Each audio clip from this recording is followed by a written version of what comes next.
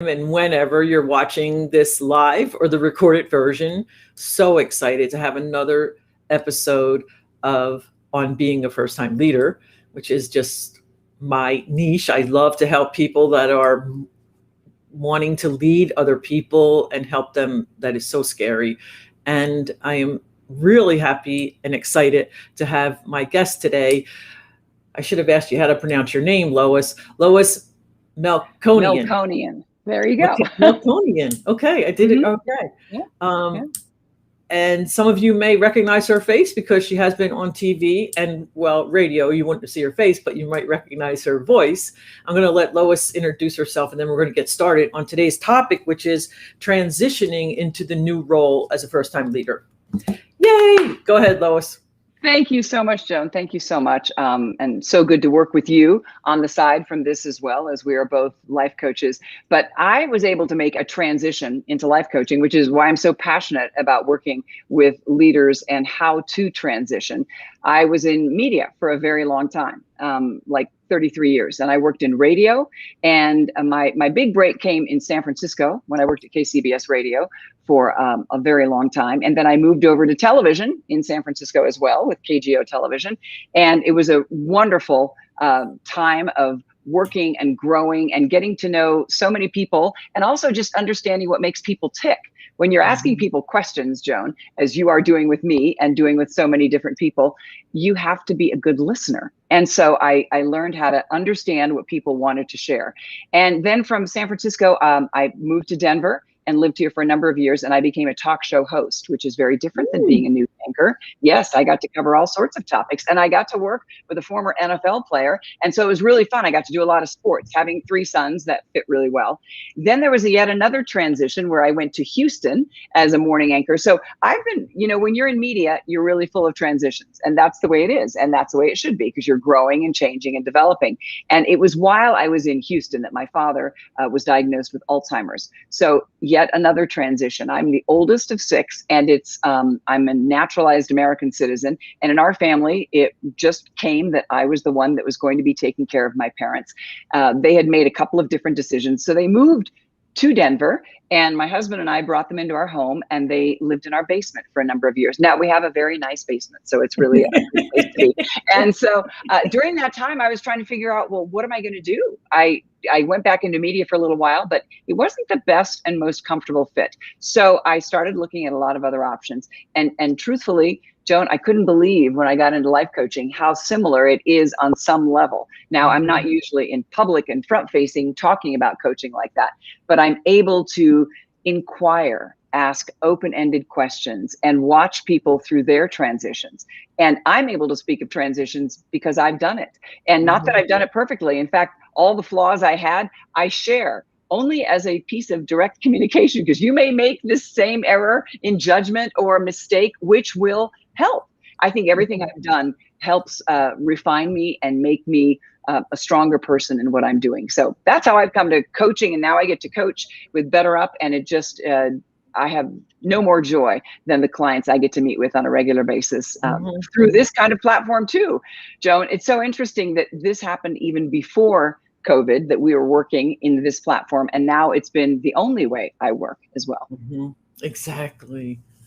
I often thought I would have a cute little office somewhere. And now I'm thinking, who's going to come? Everybody's going to want to, but there is something special meeting in person. So we'll see. I'm giving it another year or so. I agree. I totally agree. And I did have a cute little office in our basement, but yet another transition happened in our household where my husband, his youngest daughter had a child, and they moved in here. And so our little grandchild just turned a year old this weekend. It was just amazing. But I was working down there in the basement, and it was a little bit of a noisy challenge. So I moved up into my bedroom. I never thought in my whole life I would be working out of my bedroom. So, but here I am, and it's good. It all works. Brene Brown talks about vulnerability, and here we are in our bedrooms. Right. Amazing. So that's a great introduction. I wrote some things down to get back to you as we're talking, because some of the things you said were just so helpful for first-time leaders. And talk we're going to have today is not only for first-time leaders. So we're going to start on, Lois has some tips and tricks to share with us on transitioning. And this is being broadcast live on LinkedIn, Twitch, Facebook, and YouTube. So if you're out there and you're listening, put something in the comment and we will talk to you and answer your question. Okay, go ahead, Lois. Absolutely. Yeah. Well, I think, I think I always want to remind people that we have options. No matter what's going on in life, we have options. And so when I coach, that's the biggest area of interest that I have when I work with people. So I always ask people, what do you want? And how do you want to get there? And what is it going to take to make that shift? And that's really how I begin with anyone who's trying to make a transition or a change or a shift. And sometimes, Joan, as you know, it's only a shift in perspective. Sometimes we don't make a shift as in leaving a company or even changing a role, but we shift our perspective of how we deal with people that we're either managing or that we're working alongside, or we're working to get that next promotion, or we have a team that's worldwide. How do we engage with these people? And I think it begins with, what is it that you really want? How are you going to deal with people? And so when I'm dealing with what do you want, the first step I often start with people is, take charge and do the basics. And what I mean by that is get to the place where you know who you are. Get grounded again, where you are right now in this moment, because sometimes everything we think about is so far in the future. So what are you doing right now to determine what's in your control and what's out of your control? And that is such a powerful thing to think about, I feel, because, things like, I live in Denver, and we just had snow last night, Joan, just letting you know, May 11th. Yes. Yeah. We had one more round of snow. So I could get really pissed off about this if I wanted to, or I could just say, you know what, that's out of my control. And those geraniums that I planted in the backyard, I've got to go cover them with, plastic or the sheeting that we have. And I did. So what was out of my control was the snow. What was in my control was what I could do about the fact that the snow was coming. And, thankfully this time they were, it was 1 to 3 inches is what we got, not the 4 to 6 or 6 to 10 or 6 feet like we got just a few weeks ago, or 3 feet. But it's just interesting that I've realized that there's so much more that you actually have that is in your control. So that's the first thing I do is look at what people can remember is in their control. And then, do the basics. What are you doing to take care of yourself? Are you sleeping well? Are you exercising? Are you eating the foods that really will nourish you? So that's what I mean when I say take charge and then do the basics. These are the basic things that will then allow you to go to that next step. Because if you're not feeling strong and encouraged and healthy yourself, there's very little you can do to reach out at that point. The other thing that I really feel is important is, how do you show up at work? Are you prepared? Do you complete your tasks? Are you managing your direct reports? Do you know what's going on in the lives of the people that are around you? Who arrives online or in your workplace, especially as you're shifting now every single day? Are you aware? How do you show up at work? That's something, again, that you have absolute control over in terms of taking charge of your life. And then the final one is about, in this first grouping, is how are you managing your distractions? Because when we're not focused, it's really easy for us to go way off another tangent and to be impacted. So I always ask people, like when you and I are meeting like this, is everything else turned off? Are the notifications off? Is your phone coming on? You can do that. You can leave it on. But if you're distracted, it's really hard to remain focused. And when you block off time to work on a project, you actually say, okay, you know what? I'm going to wait till I finish this until I allow something else to come in. I just find that the more I do the basics of those things in my life and take charge of what I can take charge of, then I am free to start dealing with what I need to do in terms of transition. Wow. How does that resonate, Joan? This whole, preface to taking charge and doing the basics. So let me ask you, if you had to put a title on this first section you're talking about, what is it? For me, it is take charge and do the Oh, basics. take charge and do Take the charge. basics. So basically take charge by determining what's in and out of your control, and then do the basics. So those are that's the first grouping that I like to encourage people to do when they are considering what's next in their lives. Because if they think that everything's out of their control, it's a little bit challenging. If they remember that they have actually a little more in their control than they believed, then we have some place to work for. But then also take care of yourself so that you're ready, to get out there. It's like a prep to get to that next step. Mm-hmm. I 100% agree. And it's interesting. At first you said, what do you want? Mm-hmm. And then you changed it. The next time you said it, you said, what do you really want? And I find that there's such different questions. So when I say to somebody, right, that's what we've been talking about. That's what we've been coaching toward. But what do you really want? Just this pen is a magic wand, just anything. Cost is you can go anywhere, you can be anything, you can do anything. And it's a difficult question. It's a very difficult question.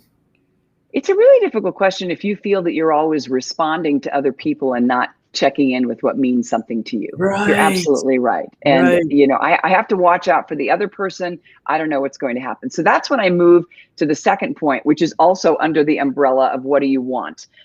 So taking charge and doing the basics, but then reframing your perspective. Because I think what happens is so many of us actually expect a negative outcome. When you ask me, Joan, what do I really want? Well, it's never going to happen. I can't do that. I don't have this for this. So why would I even talk to you about that? Why bother? So why bother? Bills, or I have a car payment. I have to put my son through college. I can't, why even verbalize it? Correct. So then I move into like, well, what if things aren't black and white? What if there's a third option? Maybe a fifth option. What if there's another way to look at this? So that's kind of how I start moving from negative outcome to opening that up. But when people are in this frame of a negative outcome, which by the way has happened to a lot of us in the midst of COVID, we can go through a couple of days that were great, and then we can just hit this wall like, why am I still here? Why am I still only engaging in this way? So the negative thoughts really come. So I then love to move to, while I'm reframing, the 90-second rule. And this is from My Stroke of Insight, Dr. Jill Bolt Taylor. If you haven't looked at this book, please pick it up right now, the 90-second rule. It's from her book, but she's a brain scientist who had a major stroke. And she started looking at what was going on with the chemical responses, because you can't control when you're feeling negative. I'm never going to say to somebody, oh, don't feel bad. Sure, go ahead. That. I hate don't that. you hate that? Don't be upset. Oh, don't be upset. It'll just all blow over. Those may all be true, but that's not helpful. Mm-hmm. So what I do is I want people to sit in it. And the way she does this, which is fantastic, is she has you get your phone or get a timer, whatever you want to work. And the idea is in 90 seconds, whatever you're feeling, you're going to pass it through. It's literally going to go through your system because you are having a chemical response. So if you're in a negative mind frame, if you stay in it, it will go away. So, but you have to stay in this uncomfortable sense. So I put on a timer for 90 seconds and I'm going to read you something so that you know that I'm not making all this up. This is actually science. This is real science. And she says, when a person has a reaction to something in their environment, there's a 90-second chemical process that happens in the body. And anything that happens after that 90 seconds is the person choosing to stay in the emotional loop. Wow. And boy, do I know this. If I go through something, this is what happens to me. I go through something, I'm really angry about something or something really bugs me. Then I start texting. I'm going to tell somebody about how mad I am. And then I email somebody. And then this comes out. And then what happens is I didn't stop. Her idea is after 90 seconds, start noticing, and you'll notice that the feeling is gone unless you choose at that point to keep the emotional loop going. The chemical process it's like evaporate. It's bizarre and true. So if you're feeling like there's anything going on, if somebody speaks to you negatively, if there's a tone that's bad, and you have a chance to just be able to pause, your physiological reaction honestly, will last for 90 seconds before it moves through your body. Then beyond that, it's up to you what you want to do with it. But know that this does not have to stay with you. And the point of doing it with a timer, her point is, once you start paying attention to it and noticing it, it's not that it becomes comical, but you actually notice at the end of 90 seconds, you're really not. It doesn't hold that weight. And so what would it look like to stop thinking about that after 90 seconds? Mm-hmm. And that's for daily, to clarify for myself, that's for daily misgivings or inconsiderations, not for like your son just got killed in a car accident or something. Absolutely. Right. Absolutely. Yeah. Anytime you're frustrated, you're flustered.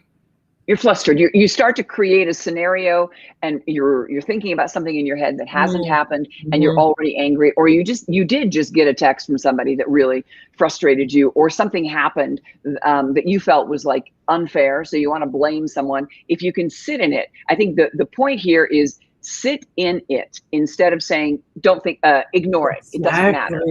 No, sit with it, because if you actually use your brain and say, I'm going to sit with this, then something happens to release what's going on. And that's what's so powerful that I really appreciate in there. And that's all part of underneath the umbrella of what do you want? If you can start dealing with, taking charge, doing the basics, and then starting to reframe, okay, maybe it's not going to be so negative. Maybe there is something I can do about this. Maybe I can let go of some of this. Now you're ready to move into the next phase of when I'm working with people that talks with them about, so how do you want to get there?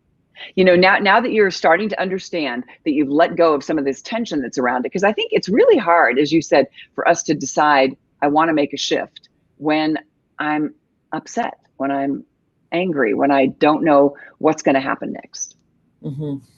And what you talked about in the first part, who are you and where are you? And it's really hard to make a shift when it's all about them, that I'm just at the effect of. I don't have control of anything. It's them doing it to me. Yeah. And I think this is really, really helpful for first-time leaders, because you're kind of stuck in this role of, you answer to the higher, and then you have this team below you that you've never managed before, and you may have been one of them. And so to give yourself some time, which I think is so perfect in so many situations, but to be angry, give yourself I'm going to give myself 90 seconds, and I'm going to be really angry. I'm not going to throw anything, but I'm going to be safe. I'm just going to feel angry. I'm going to do it for 90 seconds, and then I'm going to let it go. And I love that. You're giving people permission to be themselves, to be who they are. I'm angry right now. Yeah. Yeah. And I can feel this. I'm allowed to feel this. And what I really like about that for a first-time leader is that you don't have to respond like immediately. Somebody does something and sends you, I need this right away, Joe, and it's got to happen. We know the Eisenhower matrix, the difference between urgency and importance. Like, is the house burning down? Okay, then we do have to drop everything. Most of the time, the house is not burning down. What if we took 90 seconds when we're feeling like, it's coming to me again, I don't have the time? Well, what if you breathed through it, understood what you were thinking, it passes through, and then you decide, all right, I might have time in an hour. I can actually address that. I'm not being taken advantage of, and then I'll be able to deal with it. I'm responding instead of reacting. I love that. So the whole point of Jill Bolt Taylor's idea is that we don't have to react. We don't have to. Now, reactions, of course, happen if somebody is injured severely, if there's a child running across the street. None of this applies to that. We're not talking about that. We're talking exactly like you shared about what is happening just with you in that situation and how you can mentally deal with this. So. Well, my friend Elizabeth just chimed in, and hi, Elizabeth. So proud of you starting your own business, and can't wait to talk to you about it. Elizabeth and I met serendipitously on LinkedIn. When I got LinkedIn Live, she's sometimes in New York, but she travels for work, so sometimes she's down in different areas. And I put a post out that I need some people to be my guests. And so a woman I went to coaching school with hooked me up with Elizabeth, and she came on and became my guest. And now we have this huge connection of people on LinkedIn that we both know. So it's amazing. That's wonderful. Well, Amazing. hello, Elizabeth. Thank you so much. Really appreciate that. And I'm loving the conversation too, Joan. Thank you so much. Yeah, I just love talking about the possibilities that we have. I had some other things that I wrote down that I wouldn't mind talking to you about, unless you want to go on, and we'll come back. No, please. You know, when I talk to my coaching clients about, well, what's in your control? What do you actually have control of? What do you not have control of? And that again, like, kind of puts them back. Like, what do you mean? I'm at the effect of, basically, I'm a victim of whatever everyone else is doing. And so I tell us how you get people to see what they are in control of. And as you were speaking, I was thinking, it's funny, I'm in control of my breath if I want to be. And if I'm not thinking about it, it just happens. So there's so many things we're in control of. And I had a client, I was like, no, but what do you actually have control of? And without me giving him or her the answers. So how does that work with your clients? Do you have a good response? And how do you work them to get to understand it? I think, to your point, Joan, what you just said was so spot on. When you even bring it up, what is in your control, suddenly people go, oh, that's right. I can pick up this water glass right now and drink it if I want to. Exactly. It's not now, if I spill it, I knock it all over my computer. There's some things that are going to be out of my control there, and things happen. So I try to remind them that there is a lot more that you have in your control. Now, you may not like what's outside of your control, and you may want to keep stepping into what's out of your control. And that's where we all get so frustrated. Because when we decide to stay in our lane, which is Byron Katie's famous line, and I love this, what's in your lane, what's in my lane, and what's in God's lane or the universe's lane. I just love this because I used to spend so much time, Joan, in your lane. I would say, oh, Joan, you could do this so much better, or you could do this differently. Let me help you. And I would come over to your side, and then you'd be going, no, I'm really good here. I'd like you to get out of my lane. And then I'd say, yeah, but I'd like to do something about the weather. I'm going to control this. I'm going to change something so that this doesn't happen to my plants and vegetables. I would lose there again. So then I kept feeling like, I have no control over anything. And guess what? No one was in Lois's lane. And I just had 4 calls that I missed, or I had something that I missed because I wasn't paying attention to what was going on for me. So for a first-time leader, sometimes you want to help micromanage the people that you're working with. So you can probably do it better than them. It's absolutely true. And how will the work ever get done if you're always doing the work for them? And so that's where we start moving out of what's in your control and what's out of your control, which is, it may not even be that something's crazy or uncertain. It's just not your business. It's really not. What if you just stayed in your business and waited for people to ask you a question? And then, when someone asks me a question, I can say anything I want, but without someone asking me a question, I'm a lot more quiet than I used to be. And being quiet has never been a big virtue of mine. Me neither. But I'm learning. Anytime I've gotten in trouble at any job, it's because this thing opened up and I said something that was probably true, but it was like, the emperor has no clothes and we can't talk about it.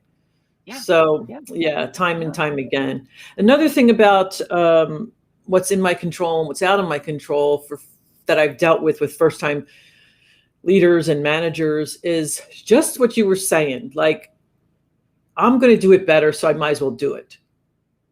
And so I said, okay, so I'll say like, okay, so that insanity is doing the same thing over. Einstein said that. Many other people think they said it, but, so what would happen if you gave a different response? Teach someone to fish and let them feed themselves for the rest of their lives, kind of thing. Yeah. So you have control over saying, yes, I'll take it. You can say, right. Why don't you work on it one more time? Yeah. Or what you were saying, I might be ready in an hour. I like to encourage first-time leaders to say, put an appointment, go ahead and put an appointment on my calendar. So like, I'm putting the responsibility back on you. Go ahead, go in Outlook, and my calendar's updated. It's up to date. So if you see an opening, set up a half hour and we'll talk about it then. Like you said, is, with our children, is someone bleeding? Is someone have a high temperature? Then no, everything's okay. Put a Band-Aid on it. Yeah. Yeah. And the other thing you were mentioning earlier about when we get into any kind of blame game or victim, I really try to encourage people about what they take personally and try to remind them that most people really aren't thinking about you. When they say things and do things, it's because of what's going on inside of them. And if you could ever, when you get to that place where you finally realize this has nothing to do with me, if you really believe that, you take off so much weight, because then you won't respond quickly. You'll just let them, in terms of, knee jerk, have to get in there right away. Somebody texted me, I got to get back within 30 seconds, or my goodness, they'll think I'm not paying attention. It's not about you. It's about a request they have. And can you do this? And it's that whole thing of, we think we're the center of their universe when somebody reaches out to us, and we're not. They may have asked 5 people. What if someone gets triggered about something? You think that they're blame. There's just so much that we can remove ourselves from if we take it away and don't think that we have to control how they're thinking, so that we can then feel better about ourselves. We have to leave people where they are. That's who they are. Maya Angelou has the best line ever that I use all the time. People show you who they are. Believe them the first time. I love that. I was one of those people that wanted to fix people. And guess what? Nobody wants to be fixed. I don't want to be fixed. And so I went through many bad relationships, tough relationships, because I was always trying to change people. This would work so much better. And if you're a first-time leader and you're doing that with people, you come into a new team and you just want to shake the whole thing up and go, you can do this so much better. It rattles people. The best gift a new leader can give anyone is to listen. To stop and listen, like what works for you? What would be the best way we can interact in this team? How do you like to communicate? How do you want to move these next projects forward in these kinds of steps? Those, I feel, are extremely helpful ways for a new leader to come into an existing team, or to be now managing a team of his or her peers, that they have to now demonstrate any kind of influence or gaining trust. Right, exactly. Listen, and I love what you said about Maya Angelou, and I love what you said about you were going to fix people, and in my world, maybe rescue people. And so I've stayed in bad relationships because they didn't really mean that. This is now look, this is look how happy and wonderful and loving they are today. This is them. Where she is saying the first time they show you who they are, believe it. And that reminds me of, we worked for, here, Elizabeth has a comment. Let's see what it is. People show you who they are. Those who want to change will come to you and be malleable. And the actions, exactly. Actions speak louder than words. Yes. If they do want to change, and I'm willing to help you. Yeah. And sometimes as a leader, I'll tell my clients, unfortunately, it sounds, here, let's see. I like the part about staying in your lane. Okay, Elizabeth, that is by an author named Byron Katie. And she's really popular in that kind of spiritual world, would you say? A combination. It's a little Buddhist. It's very, very thorough. She has something called The Work. Elizabeth, you can look her up. It's Byron Katie, Katie. And, she's the one who challenges us to ask the question, is it true? Is it absolutely true? How do I feel when I think that thought? And then where would I be without that thought? I work through a lot of my clients with that. And then you actually get to flip it and find out how much of this is really about you. So there's a whole series of exercise, but she's the one who said there's your business, my business, and God's business. Why are you always in everybody else's business? And I just love that idea of coming back. But to your point, Elizabeth, yes, always offer and then leave it. And if somebody wants to come in and like I say, if you ask me a question, it'll come all the way out and I'll have no trouble Where I've learned is to pull back until someone's actually asking to be involved. So when you're in a coaching situation, obviously people want to change their lives, Joan. I mean, they are in here for a good reason and they want to grow and move forward. So as a leader, when you're a first-time leader, learning how to listen to the people that you're working with, working for, that are working for you is critical, because everybody has a different style. So how can you manage the different styles of people? Well, when you understand who they are, right? If you have more than one child, we all know they don't respond the same way. Nope. So Nope. how do you address those? And you don't sit there and have this checklist. You get to know people. You have to get to know people. Right. And then sometimes I tell them, it seems like, I'm sorry, you're going to have to start some sort of discipline process. You're going to have to move it to the next level. You've tried this, you've tried this, you've tried this. You know, my suggestion is that you make it totally clear to them. This is a problem. This may affect your next performance evaluation. And sometimes I have told people, I have literally said, okay, I'm putting my manager hat on now, because I was always, that's the kind of manager I am. I'm friendly with my staff. I know their families, blah, blah, blah, but not to an extent like we go out to happy hour or anything, but, you know, I care about them. And so sometimes I'd be like, sorry, from a manager's point of view, we're not going to do that. I'm going to say no to that. So sometimes we have to find ways to exert our authority when we're in that situation. Oh, absolutely. Which beautifully brings me to the mutually beneficial conversation, Joan, which I use regularly, whether it's in a home setting, sometimes even in a, you know, if I'm having a conflict at a store, which how many people go to stores now, but we are going to be going back into establishments, but especially at work. And this is Fred Kaufman, who is brilliant. He wrote a book called Conscious Business, and where both Joan and I have a chance to be consultants at Better Up.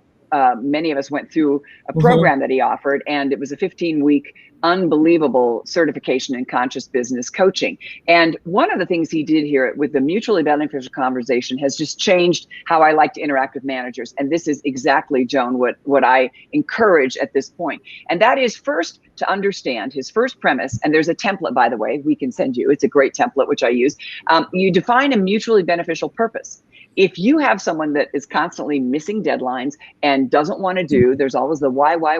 You know, you sit down and say, you know, first of all, so glad we're together in this working relationship, but here's the big picture. This is where we are all working together to accomplish X, whatever that X is. And so it's not just about you. It's not just about me. We're in this whole thing so that we can accomplish X. Do we kind of understand that? Great. So I have something I'd like to share with you, and I would like to let you know what I'm thinking about how this is being accomplished. And this is where you have the opportunity to offer your ideas and your suggestions to accomplish a task that either hasn't been done or will yet to be done or repeatedly has not been completed. So you get to share your suggestions as a manager, as a leader. And then when you're done, you actually look at the other person and say, so now that you've heard what I said, you know, what comes up for you? And what do you think might work for us to accomplish this? So at that moment, instead of just having a dictation and a strategy that's your idea, you involve the other person to understand maybe there was a reason they didn't get it done. Maybe there was a flaw that you had no idea in the process, or there was a family emergency. I have no idea what it could be. But that person gets a chance at that moment to explore what would work best for them.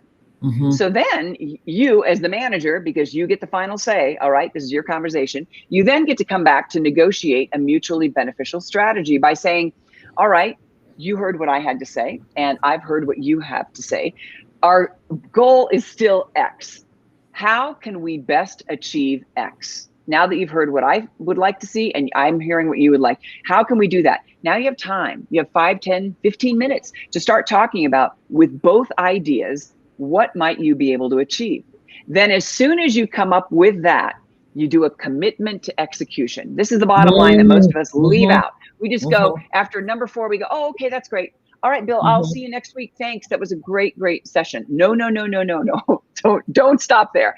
I commit, you as the manager, I commit to doing this, to setting it up, to making sure that Sally over here gets over and does this with you, and Bill is here for this. And then what are you going to commit to? So you each offer a commitment in that moment. That's when you can break away, because you have an agreement. And I have found this strategy works so well, whether you're dealing with something in the home front. I mean, it now rolls off me, because I just think about, what's the big purpose? That's right. That's what it is. This is my point of view. I'm just sharing with you how I think it would work. What do you think? Oh, this is how you'd work. Well, how could we do it with both of us winning? So what I loved about Fred Kaufman's ideas was, compromise is less important, and it's about both of us getting what we want. And as a manager, you can both still get what you want, so that someone feels empowered to do what they're doing. So Joan, how about you? Do you use this strategy in conversation or with the people with whom you work? I use it a lot. And I think, if I remember correctly, in the training, it was about someone who couldn't get to work on time. And there you go. And then I also tell them that everyone else, all the other employees are watching. So, I'm coming to work on time, because I think he gave so many examples, and it was 15 weeks and all that. But I remember him saying, I live far away. I have kids. Da-da-da. That's why I can't get here on time. And it's like, so does everybody else. And you have to make up, and so, what I like about that is, again, commitment. So then when the person doesn't keep the commitment, since my former life, I was in government, and I worked in code enforcement. I don't know if you ever had any dealings when you were a news reporter in code enforcement, but basically we enforce private property regulations, neighbors complaining about each other. So then I'll ask the neighbor, I'll ask what we affectionately call the violator, when do you think you could have the front yard cleaned up? And they'll say 2 weeks or something. And I'll say, okay, listen, 2 weeks is great. I'll come back. And so then, or even with my employees, I didn't make that commitment. You said 3 weeks. I didn't. You said 2 weeks. I said 2 weeks. We agreed upon it. And with my employees, you said that you would make a concerted effort to be here on time 4 times out of the week, or whatever, whatever we decided on. And so when someone says, it's like forcing someone to go from being, it's forcing, like, I'm not the critical parent anymore.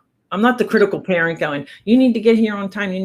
I'm empowering that person to come from the child into the adult and say, and take responsibility for themselves. And in the end, I want you to be here. The company loves your work, because sometimes these people, I feel like maybe I have a client like this right now. When they get there, they do fantastic work. So to take them totally out of the system might be damaging. But all the statistics, all the books right now are saying, just get rid of them. But, because it is it's hurting morale of everyone that's watching. So no, you're absolutely right. But it is, when you get to that commitment, then they have made a commitment as well, Joan. That's your point. And so this is no longer us even babysitting the process, which sadly, prior to a really strong conversation like that, you are.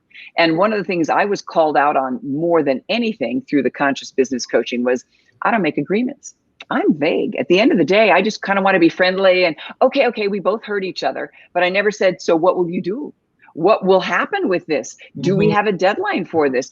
And by doing that, you have now empowered both of us to say, all right, now if I come back, no one's going to say, I forgot this. I forgot I said I was going to do it on this, because you make it so clear. And I think clarity, and Brene Brown says this so often, that's the gift we give to people. When we stay vague, then when people don't know really what to do, they're like, well, you didn't really make it clear. And you really didn't. I didn't. I was a master at that. I would just try to get people to agree with me in the moment, instead of like writing things down and having a very clear path forward. And so I think I've used this so much because I think that's not even a new leader, plenty of seasoned leaders find themselves frustrated with people with whom they work, and they realize, I guess I told them this, but I really wasn't that clear. And so once you have repeat violators, as you're probably familiar with, Joan, and you deal with that, then you can actually call them back to their own words. And if it means that they're no longer fit for the company or fit for the group that you're in, that may be the next step. But you've given this shot that everybody knows what's expected, instead of there being some kind of vague way that someone might feel that they're being forced out because they really didn't know what to do. Mm-hmm. And then it makes me think of when you do have to start the discipline process. That's what we call it in government. You don't have to document everything. You can just say, this agreement wasn't kept, this contract wasn't kept, this contract wasn't kept. And then it makes it easier to have a conversation instead of being so frightened to have a difficult conversation about performance with somebody. Right. Mm-hmm. Right. Yeah. And I think that here again, it's that element of listening that I think sometimes we miss out on. And when we allow people to share what it was, it might be an excuse. You might end up at the end of the day saying it might be, but then because you're coming back saying, all right, I'm hearing you, whether, maybe I missed that before. Now I don't miss it. And now I know what's there. I know what your hurdles are. You know what my issue is. We have a deadline. How are we going to do this? Mm-hmm. And so that's a stronger way and you're right, there may have to come this discipline point, but this is prior to that, which can be very strong. Exactly. And at the end, beneficial to the company. Mm-hmm. Yes. Mm-hmm. Beneficial to the company and beneficial to each of the people that are involved in this process. Mm-hmm. So, because I think relationally, that's where you want to be as a manager. You want to have a relationship, not a best buddy. Your dynamics have changed. You can't be that person anymore, but you want to be known as someone who can be trusted, who does exactly what they say they're going to do, who is honing up on their skills, and making sure they know how to handle this issue if that's necessary. Because I think sometimes, Joan, we really want to be people of influence. We want to be people who kind of like leave our mark as a leader. So how do you do that? It doesn't happen overnight. It comes by being consistent, by being consistently listening to what people are working through, and then by trying to negotiate these ways of working together that is for the benefit of the whole team and the whole organization, not just your benefit and my benefit. Mm-hmm. Exactly. You said that very eloquently. Yeah. I have some questions, or did you have other process? You're still going down your process. Whatever, please ask me anything you want and I'll add anything you want. When you very first started, you said something about making errors. Making errors is helpful. And I don't know if you remember that at all. That was when we very, very first started. And I just feel like that is so true. And that first-time leaders are so afraid to make a mistake. So afraid to make a mistake. They're afraid. When I did a very small pool question, market research, they all were, number one thing was making a mistake and then losing my job. Mm-hmm. And because sometimes as you move up, you have less security to keep your job. Right. Become at will. So, and then is it Google that says fail fast, something like that. Like do it first, do it like, get it over with. Let's see what you got. Don't be afraid. Mm-hmm. Yeah. Well, I know in my life, and probably if you're honest, and anybody who's participating in this thinks about where they have learned the most, it's rarely from an accomplishment that was wildly successful. It's almost always from something that I went, oh my goodness, what was I thinking? And how did I learn from that so that I can improve on it, shift it, make it work better? Now, every now and then I have a home run. Rare, but every now and then I have a home run. I more often have a few missteps that I need to recalibrate. And the more I'm willing to recalibrate, and the people that I work with are willing to see that I'm recalibrating because I kind of went a little off course there. I need to recorrect here.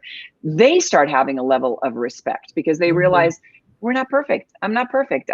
This is what happens. But I don't go around saying, I'm not perfect. I'm just human. I don't do that. I take what I learned and I move from that. It's kind of, in coaching, that's so different than therapy. And I work with a therapist, by the way, in a podcast. And so I know the difference between the two sides, and I appreciate so much what a therapist does and so much what a coach does. But one of the things I learned in my training was I don't get into the mud.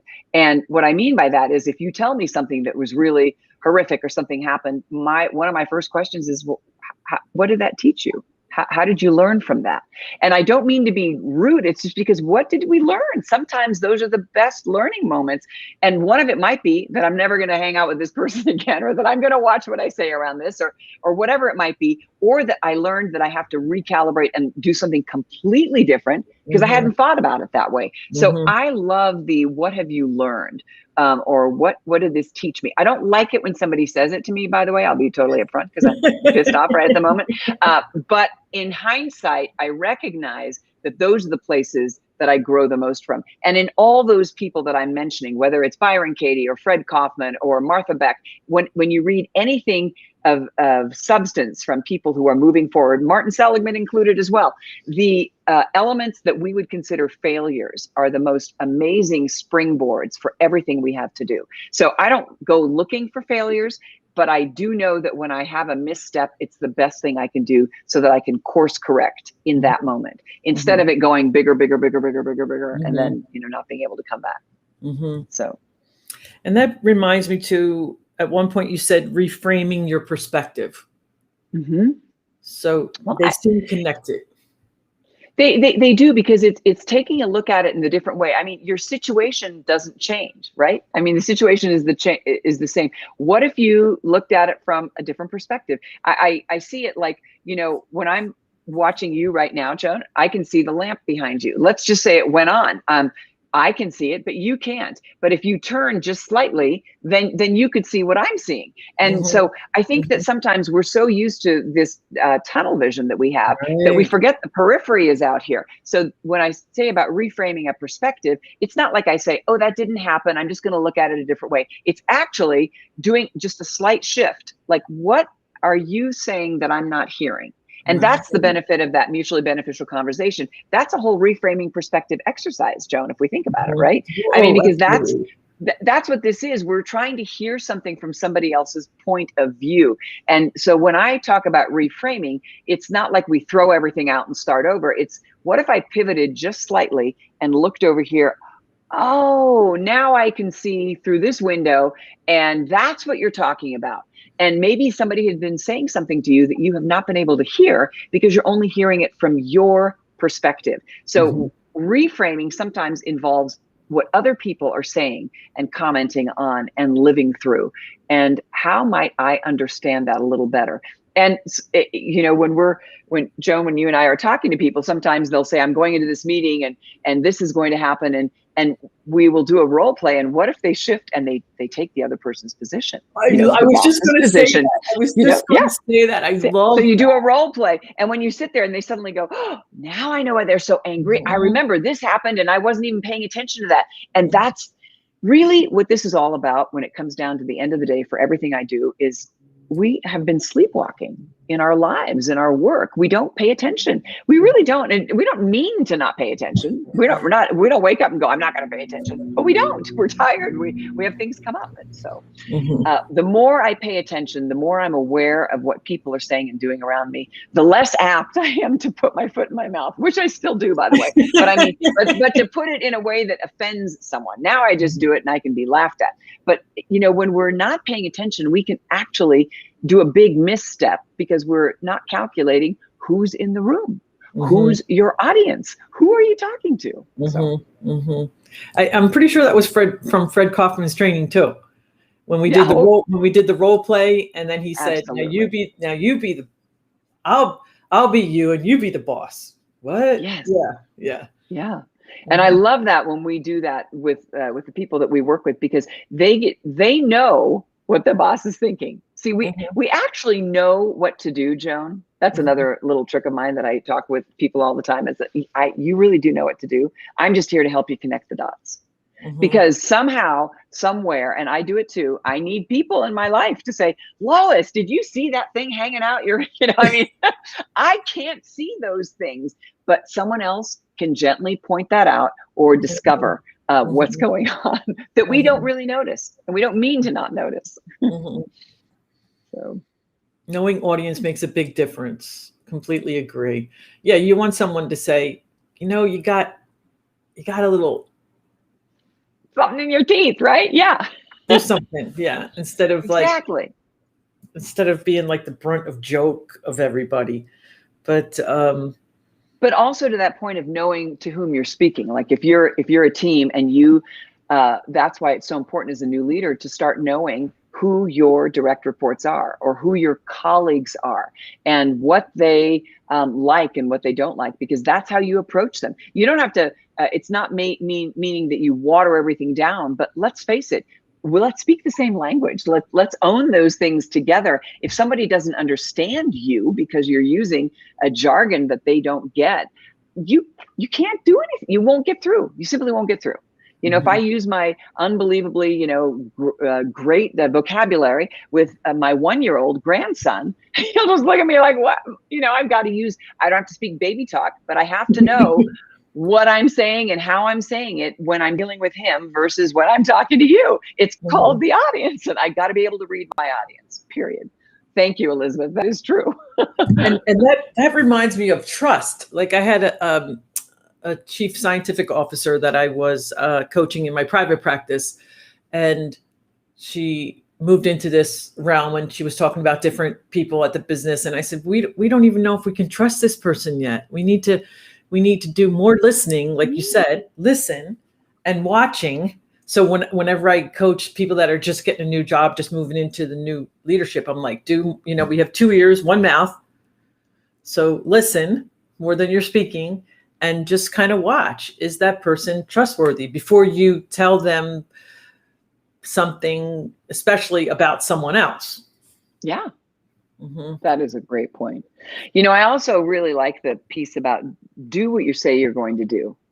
Joan, the thing that, what you start to notice, especially if you're leading people, if you want to make a difference, you have to follow through on what you say you're going to do. And if you really do, that's when you start being able to trust somebody. To your point of, giving an assignment and watching how they do it, and who is it that, and people have said it in different ways, but how you do one thing is how you do everything. And so how are you showing, again, are you awake? How are you showing up? If you really do show up and like you're slumping all the time, well, I get to know you. I got to be really careful. I better bring coffee with me when I'm having a conversation with you. So, but the way you do things and the way you repeatedly do things and the way you do what you say you're going to do, it's so important. I know people in my life that I can so depend on if I need to. And I know people that I so cannot depend on. And so I don't give them a responsibility like that because that would be foolish. They may grow into that, but to your point, if they're not ready, I will give it to the people that I know will do what they say they're going to do. All right, let's see what Elizabeth has to say. Your knowledge on your team is highest importance. If you know your team and they know you and apply the knowledge to ensure you are assisting them, then they trust you. Now she's just had oh my God, she has in this one. This was the first advice my mentor gave me. Do what you say you're going to do. He kept drilling that into me, and it creates a foundation of trust. Yeah. Yeah, if you're talking to someone who's getting into a position of leadership or any position in any level of work, and they want to know, how am I going to make a difference? Show up and do if you say you're going to turn this thing in on Tuesday, turn it in on Tuesday. And those are the kinds of things that people don't forget. And yes, you can come in and get an extension. You can do all that stuff, but people remember those kinds of things. If you follow through, you start building up your own reputation. And by the way, no one else does this for you. You do it for yourself. And this is what I love. And Joan, this is how you and I got acquainted in the first place, was when I was talking about how important our own strengths are. And there are strengths assessments you can take anywhere. We happen to work with a group of people where there's something affiliated with BetterUp, but there are the VIA strengths that you can take that are through Martin Seligman's group, and it's amazing, the character strengths. And the reason I love the strengths is it gets back to this point, Elizabeth, which is your strengths come from you. Nobody gives them to you. Somebody didn't say, oh, I think you should be this way. You say, I am this way. I'm an authentic person, and it comes out in my strengths. So then when I act out of my authenticity, I feel so aligned. Why? Because that's who I am. Mm-hmm. And so I think that is just so critical. So if I do what I say I'm going to do, well, of course I do, because that's who I am. And when I don't do what I say I'm going to do, that's when I feel the worst about myself, because then I go, oh, I used to be that way, or I want to be that way. How do I get back to being that way? And then focus on it, strengthen it, and you'll get back to it. Nothing's irreparable. Well, okay, maybe a couple of things, but not anything we're talking about here. Well, that reminds me of a lot of other things, especially values, but follow through. And for first-time leaders, a helpful tip with this is to just not commit to so much. There you go. So, to say, okay, like I said, put that on Outlook and we can talk about it. And then I also learned that I will unless. Now this doesn't often work in, well, it can work in business, but it also, what I was using it is in my personal life. So my daughter was getting married.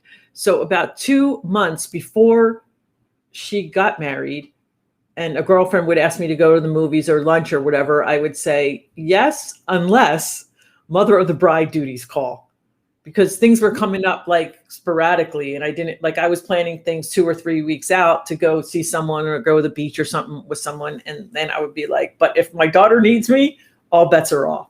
And so, up front, yes, I will, unless, Mm-hmm. So. Yeah.